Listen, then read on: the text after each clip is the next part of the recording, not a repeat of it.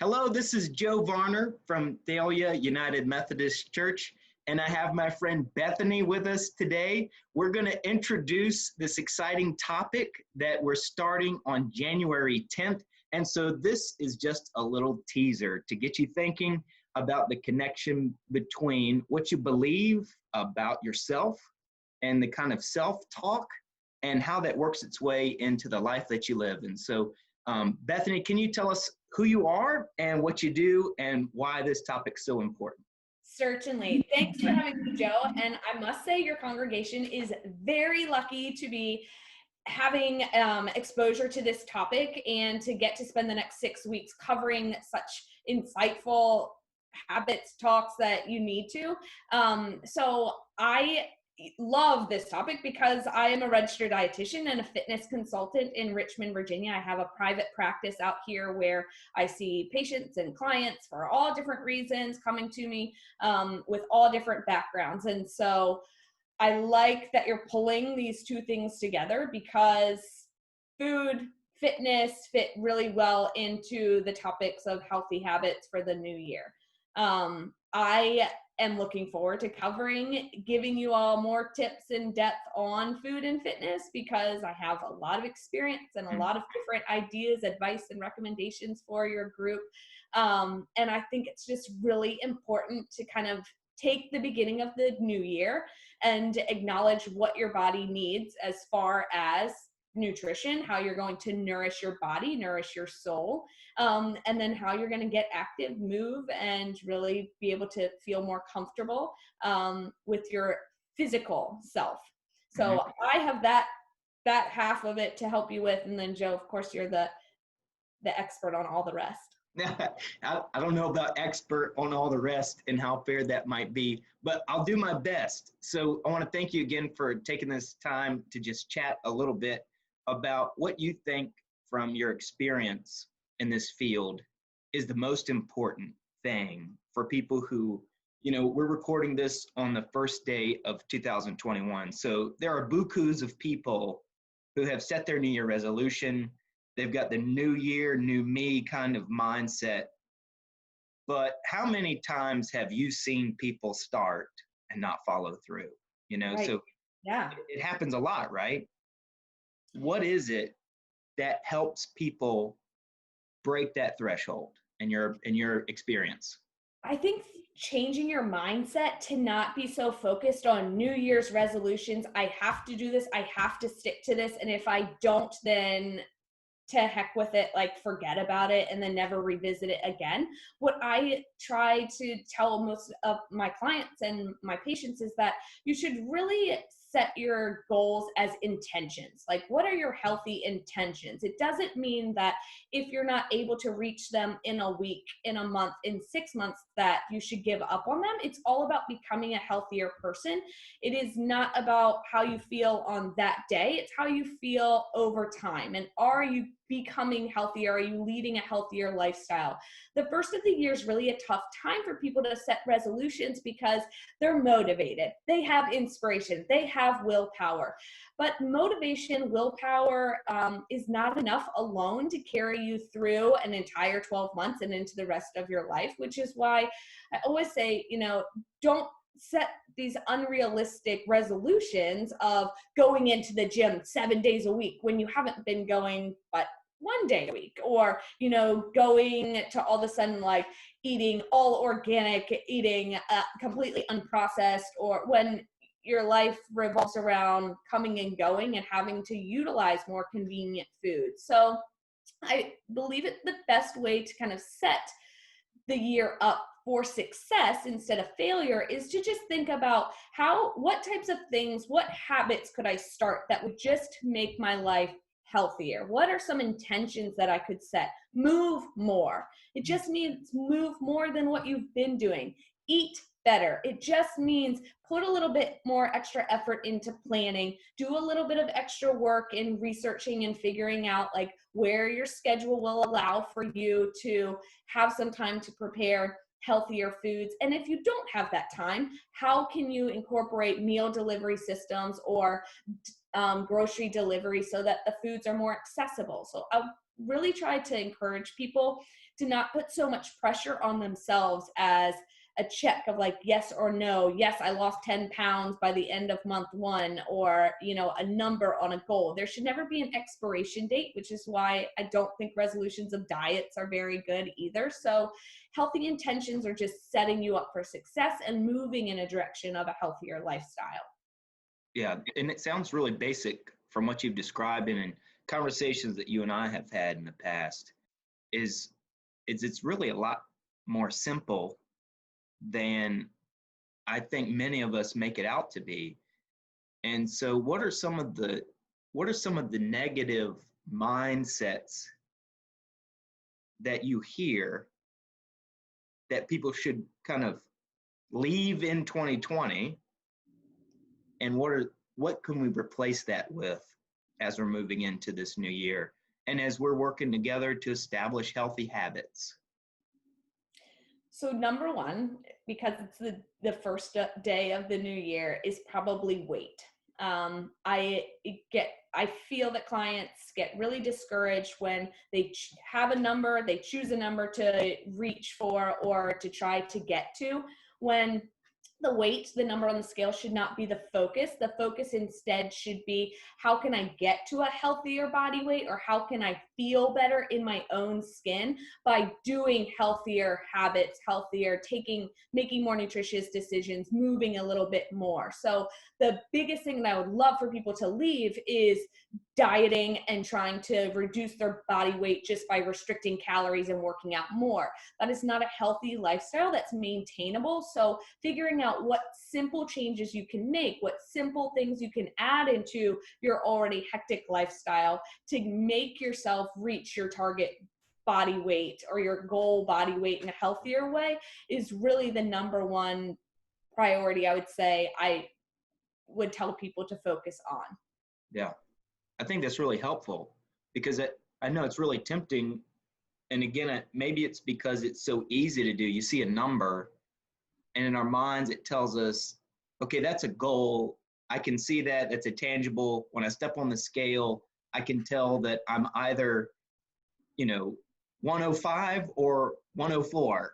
Yes. Depending on your height, that can mean lots of different things for lots of different people, your body mass. But then I can't help but wonder also what's really behind that number.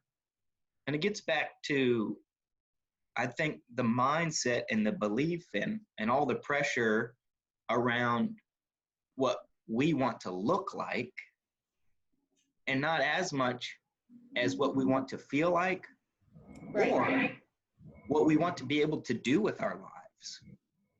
Yes. And that's huge, because the number on the scale does not dictate how well you feel when you wake up in the morning, how energized you are throughout the day, how well you listen to your hunger and satiety cues, how well you feel when you do get in some movement and exercise. And so the number, again, is a really bad indicator of overall health and wellness.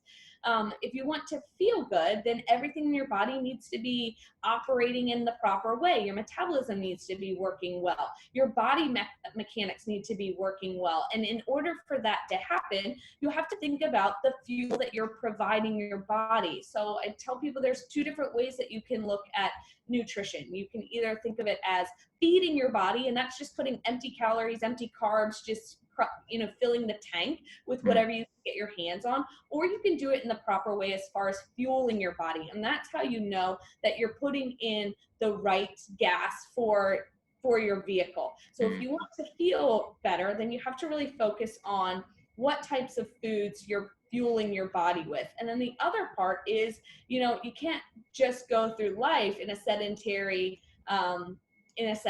mode where you're not challenging your body to move in different ways. And your energy is never going to be in a really great state if you're not moving your body, challenging your body, getting in that aerobic, cardiovascular, as well as strength training movement multiple times a week. So it's simple in that you just have to think about what kinds of foods would be best for my body, how can I fuel my body properly, and then how can I move more. Yeah, I think that's really good. And it reminds me of do you call this your hashtag or your catchphrase? It's Um, trademark. your trademark. Tell me a little bit about Eat the Damn Cookie. So the trademark came to be after I got really tired of repeating myself constantly to clients coming into my office who were dieting. So they're starving because they're only eating 1,200 calories. They really want to lose weight. They're restricting themselves.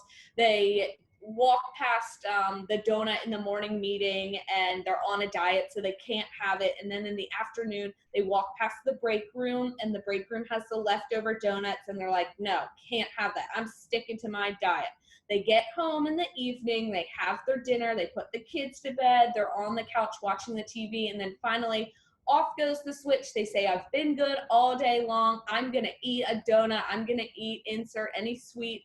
And they overeat and they overindulge. And they're into this kind of downward spiral of, well, I just messed up that diet. I might as well give up on it. Tomorrow I'm eating whatever is there.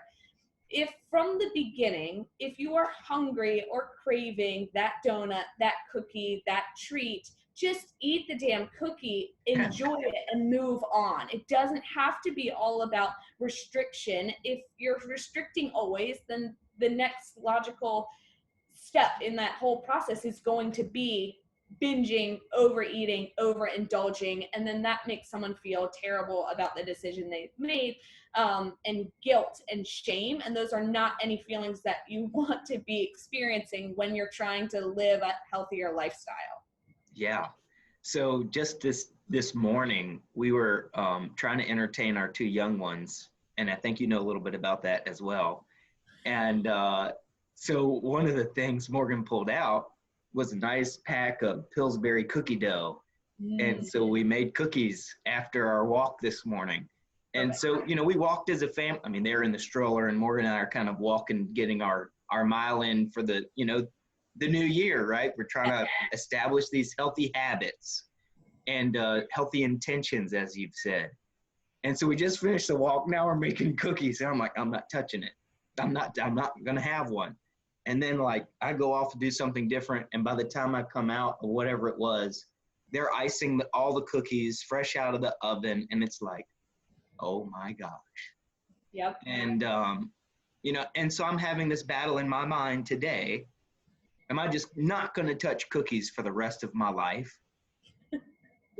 Or can I have like half a cookie since I just walked a mile?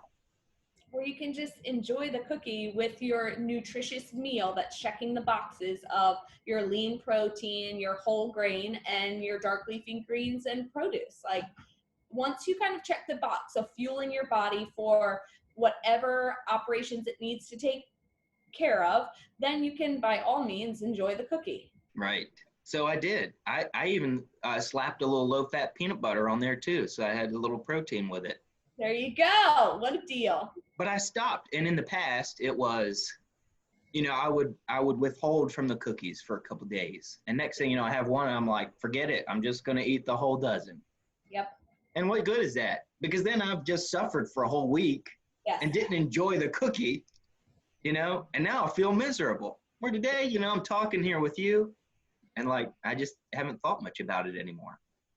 And the other part that you bring up is kind of that restriction causes a lot of stress on the body. And I know through your healthy habits, like you all will talk about stress management and the focus and friends and having an outlet, but it's really important not to cause yourself any extra stress. Food should be food to fuel your body. It shouldn't be stressful. It shouldn't be a battle, an internal fight about every single morsel of food that you put in. And it shouldn't be a battle to get movement. You should get to the point, you should start to feel like, okay, movement isn't a chore. Going to the gym isn't a chore. You have to find something that you enjoy, that you'll commit to, or that you'll be able to integrate into your schedule how it exists already, so that there's not any extra added stress from trying to create healthy habits. Right. Yeah. And, you know, because what we're really getting at is being happier with our lives. I mean, I feel like that's the ultimate goal when we all set these resolutions at the beginning of the year or any time you know, if we're getting married and we want to fit into the wedding dress, or we want to look great for the honeymoon, you know, I mean, how many clients have you coached through that kind of process? Or it's just like where we're in the midst of a crisis, we had our first heart attack, and so people want to just like cold turkey quit all the bad stuff, and then for most people that doesn't really work. But for most of us, at least what I find in my own experience is that what people really want is to be happy. And when I go to read scripture, and when I think about Jesus and his message, he was talking about abundant life, and the kind of life where we experience not just happiness but blessedness, and we experience things like joy and peace. And Jesus talked a lot about how we should take good care of ourselves. And for him, it was the Sabbath and enjoying meals. I mean, he was accused of being a drunk and a glutton. And that tells us that he liked to spend time with people, which is one of the topics for the series, his friends. And that's a part of managing stress and dealing with focus when you have meaningful relationships. But it really tells us that Jesus just enjoyed food in the presence of people. And I wonder if we focused more on what a really satisfying life looks like, and what a deeply rooted belief in the kind of abundant life we're called to live could do for those of us who are on the margins between continuing with what we've been doing and not ever feeling happy, and establishing those healthy habits that can lead to genuine transformation. Right. And I think for the next 6 weeks, your series is going to do that. It's going to open a lot of people's eyes. It's going to give them exposure to different topics that they hadn't really thought a lot about. I know when we speak next time and get a little bit more in depth about meal planning and snack pairing and what the physical body actually needs, I always see the light bulb goes off in different ways for different people. The same thing with fitness. You know, there is always like the veil lifted off of different ideas of what people thought they had to be doing. Spoiler alert, you don't have to do 45 to 60 minutes of cardio on a treadmill a day to feel healthy. You don't have to eat a salad every single day for every meal to feel healthy. So I think there's a lot of information out there that gets people really confused. And so hopefully through this series, as it pertains to fitness and food, I can help demystify some of them. Yeah, because what you just said is going to be a huge shock to many people. One of the things that's been on my mind a lot as we've been getting ready for this talk is the abundance of information, and how much of it is really helpful and how much of it can be really harmful. You know, so I'm really glad to have you on board with this, and really can't thank you enough for spending this time together. And I'm looking forward to what the rest of the series has to offer. You are very welcome. I look forward to it as well.